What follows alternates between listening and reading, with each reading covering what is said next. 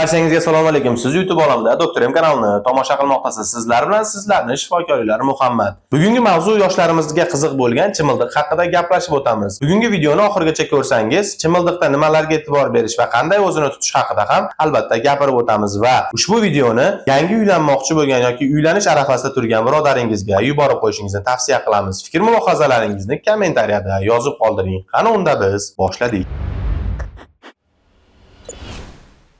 Chimildiq deganda hamma yigitlarimiz va qizlarimizni fikriga tortiladigan parda va uni ortida bo'ladigan jinsiy hayot, ya'ni jinsiy aloqa, jinsiy muhabbat va birinchi jinsiy aloqa tushuniladi va bu juda to'g'ri. Lekin buni ham o'ziga yarasha tartib, odoblari bor va bu holatlarda yigitlarimizdan iltimos qilgan bo'lardik, shoshilmasdan chimildiqda bo'ladigan ishlarga to'g'ri yondoshib, ya'ni seryozni turib qarab, harakat qilishni maslahat beramiz. Birinchi aytadigan gapimiz chimildiqda hech qachon shoshilmang. Ikkinchi aytadigan gapimiz chimildiqqa kirishdan oldin gigiyena va gigiyena qoidalariga doim rioya qiling. Chop oraliqlari toza bo'lishi mumkin va siz tahoratli bo'lishingiz shart. Chimildiqqa kirishdan oldin ayolingiz bilan albatta kelishib, sekin-asta yaxshiroq tanishib, ana undan keyin chimildiqqa kirgan holda ayol kishining qizlik pardasini olish kerak. Chimildiq faqat O'rta Osiyo mamlakatlarida va ba'zi bir qabilalarda bor. Bizga turmushga chiqadigan ayollar bokira bo'lib bizning xonadonimizga kirib keladi. Chimildiqda 5 ta asosiy qoidaga rioya qilish kerak. Birinchisi, endi bu o'g'il bolalarga ko'proq. Qiz bolani qo'rqitmaslik kerak, chunki bu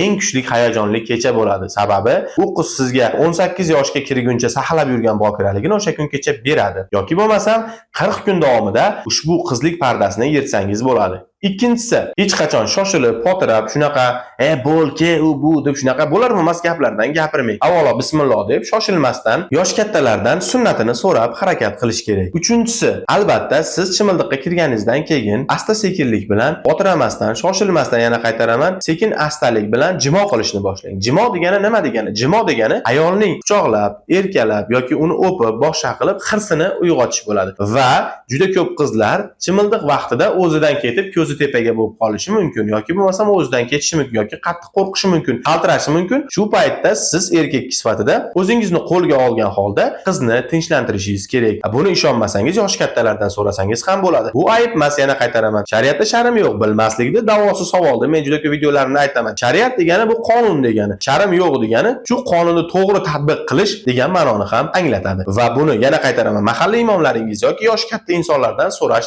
ayb emas. Chunki men hozirda menga murojaat qilayotgan bolalarni ko'rib, ba'zida g'ashim keladi, ba'zida jahlim chiqadi. Chunki yangi uylanayotgan bolaga oldinroq uylanayotgan bola prikol sifatida maslahat beradi. Ya'ni kirasan, eshakka o'xshab hang'iraysan yoki bo'lmasa qizligini olib chiqqandan yugurib chiqib devor ustiga chiqib xo'rozga o'xshab baqirasan. Shunaqa holatlar ham bo'ladi. Undan tashqari ayoling bermasa majburlab, zo'rlab qilasan. Yo'q, bu hammasi prikol, ya'ni ushbu yangi uylanayotgan birodarni ustidan izdevasa qilish bilan baravardir.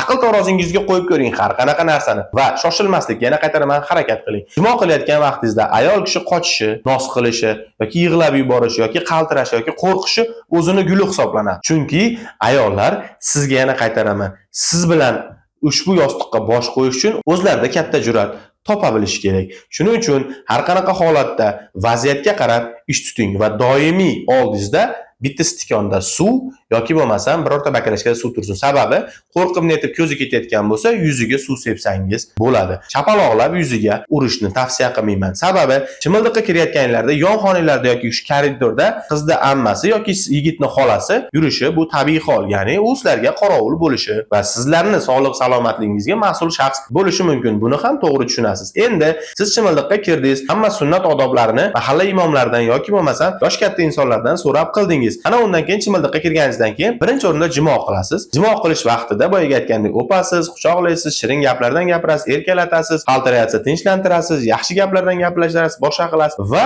sekin-astalik bilan ayol kishini usti-boshi yechiladi. Shoshilmaymiz hech qachon. Oyog'ida massasi bo'lsa, massasi yechiladi yoki paypaq bo'lsa, yoki bo'lmasam o'zi sekin yechib tayyor holatda bo'lishi mumkin. Va albatta yana qaytaraman. Shoshilmasdan jimo qilib bo'lganingizdan keyin chap qo'lingizni qinga qo'yib ko'rasiz. Ya'ni qin nam bo'ldimi? Qin nam bo'lgan bo'lsa, sekin-asta o'zingizni olatingizni qinga olib kelgan holda sekin-astalik bilan ishqalab sekin kirgizasiz. Bu birinchi marta kirgizish juda og'riqli bo'ladi va siz buni to'g'ri qabul qiling. Voy og'riyapti, voy deb qochadi, boshqa qiladi. Sekin-astalik bilan tushuntira bilishingiz kerak. Tushuntirish quyidagicha bo'lishi kerak. Sen bilan biz endi bir-birimizga sunnat bo'yicha halolmiz. Endi sen bilan biz shu ishni qilsak, bizdan yaxshi farzandlar dunyoga kelishini Allohdan so'rab, niyat qilib, harakat qilamiz. Undan tashqari sen mening halolimsan, ahli ayolimsan deb xuddi shu kabi yaxshi gaplardan gapirib aloqani boshlashni tavsiya qilaman. Sekin astalik bilan olatni qinga kirgizganingizdan so'ng ayolni o'ng yelka va chap yelkasidan mahkam ushlab o'zingizga qattiqroq tortasiz. Tortish oqibatida olat sekin asta galovkasi kirib olgandan keyin qind ichiga chuqurroq kirishni boshlaydi. Va shu paytda ayolni og'riqli bo'lishi mumkin, shaytanlashi mumkin, o'zidan kechishi mumkin. O'zidan kechish qanaqa? 3 sekunddan 5 sekundgacha ko'zimda tepaga bo'ladi-da, yana qaytadi. Bu holatda cho'chimang. Hammada ham bu narsa bo'lmaydi, lekin doimiy qaltiroq va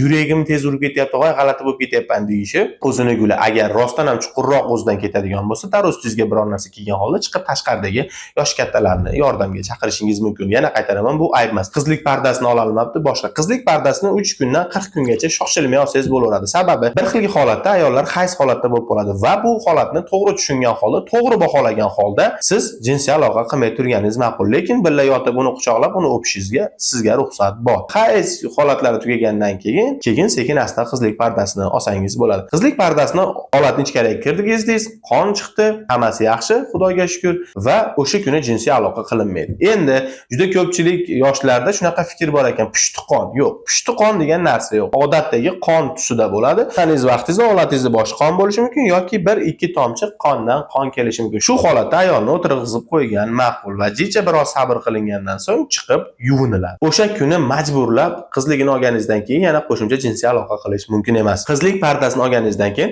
3 kundan 1 haftagacha sabr qilish kerak. Sababi organizm qizlik pardasidan ortida bo'lgan qonni jinsiy aloqa vaqtida chiqardi va qoldiq qonlarni chiqargan holda bola ko'rishga va jinsiy hayotga tayyorgarlik qiladi. Va ayol kishi toza bo'lganidan keyin sizga biror xil belgi beradi. Ushbu belgi har xil viloyatlarda, har xil qaysidir viloyatda ro'molcha berar ekan, yana qaysidir viloyatda boshqa ekan, boshqa viloyatlarda kiyim kiyib olar ekan, qizash maxsus kiyim. Buni albatta sizga elchisini beradi va siz sekin astalik bilan 40 kungacha ayolingizni ehtiyot qiling. Shoshilmasdan, majburlamasdan, zo'rlamasdan, qiynamasdan, siz opitliroq bo'lsangiz, uni majburlab, qiynab, boshqa qilib kerak emas. Meni hayotiy tajribamda hatto shu darajada bo'lganki, yangi kelinni qinini past tarafini yirtib olishgacha kelgan. Qiz keyin u boladan ko'ngli qattiq sovigan. Yana qaytaraman, hurmatli erkaklar, ushbu videoni ko'rganda aql tarozilarga har narsani qo'yib ko'ringlar. Boyaga aytganda do'sti birodarlaringiz ustingizdan hazil qilib, izdivatsiya qilishga yo'l qo'ymang. Sababi bu ahli ayolingiz Xudo xolasa siz bilan butun umr yashaydi va sizga shirindan shakar 7 muchasi sog', Xudo xolasa farzandlarni dunyoga keltiradi va ushbu farzandlar bizning kelajagimiz. Shuning uchun 40 kungacha bo'lgan jinsiy aloqa shoshilmasdan, sekin astalikdan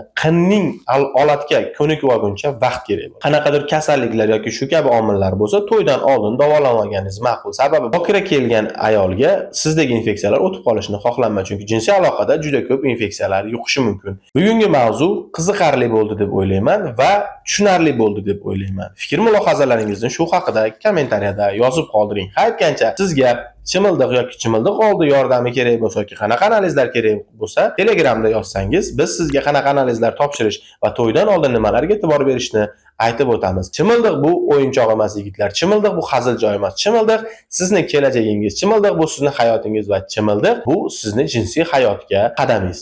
Kuninglar xayrli va barakotli o'tsin. Sizlar bilan sizlarning shifokorlar Muhammad bo'ldi. Yana YouTube olamlarida ko'rishguncha xayr, sog' va omon bo'ling.